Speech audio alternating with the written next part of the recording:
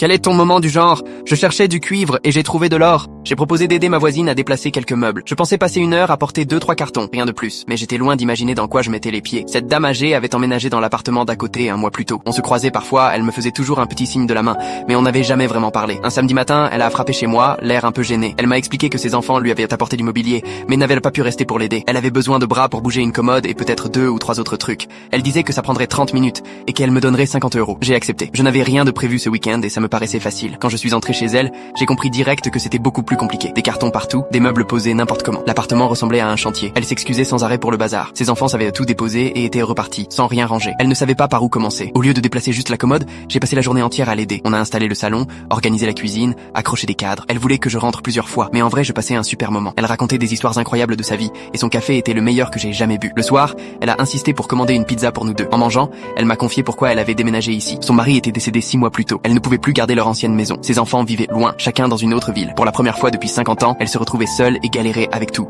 même avec les appareils modernes. Elle m'a avoué qu'elle mangeait que des céréales et des sandwichs depuis des semaines, parce qu'elle ne savait pas utiliser sa cuisinière électrique. Chez elle, elle avait toujours eu du gaz. Alors je lui ai montré comment tout fonctionnait. On a cuisiné ensemble avec des ingrédients qu'elle avait achetés mais qu'elle n'osait pas toucher. Ensuite, j'ai commencé à passer la voir régulièrement, juste pour vérifier si elle avait besoin d'aide. Il y avait toujours un petit truc. Régler la télécommande, réparer une table bancale, lui montrer comment appeler ses petits-enfants en visio. Ce qui devait être de petits services est vite devenu une vraie amitié. 2 fois par semaine, elle faisait à manger pour nous deux. Moi, je gérais les petits travaux. 3 mois plus tard, pendant que j'étais chez elle, elle a fait une crise cardiaque. J'ai appelé les secours et je suis monté avec elle dans l'ambulance. Ses enfants sont arrivés en urgence, mais c'est moi qui connaissais tous ses médicaments et ses habitudes. Pendant sa convalescence, je m'occupais de son courrier, de sa maison, et je passais la voir tous les jours. À l'hôpital, les infirmières pensaient que j'étais son petit-fils. Quand elle est rentrée, elle m'a parlé sérieusement. Elle m'a dit qu'elle réfléchissait à l'avenir de sa maison. Ses enfants avaient leur vie ailleurs. Elle ne voulait pas finir en maison de retraite, ni leur imposer un poids. Elle m'a proposé de me laisser son appartement dans son testament, à condition que je la laisse y vivre jusqu'à la fin. Elle paierait tout, et le jour venu, je l'hériterais. J'étais sous le choc. On se connaissait depuis quelques mois seulement. Mais elle m'a dit que j'avais été plus gentil avec elle que quiconque depuis des années. Aujourd'hui, 2 ans plus tard, c'est devenu la grand-mère que je n'ai jamais eue. On dîne ensemble presque chaque soir,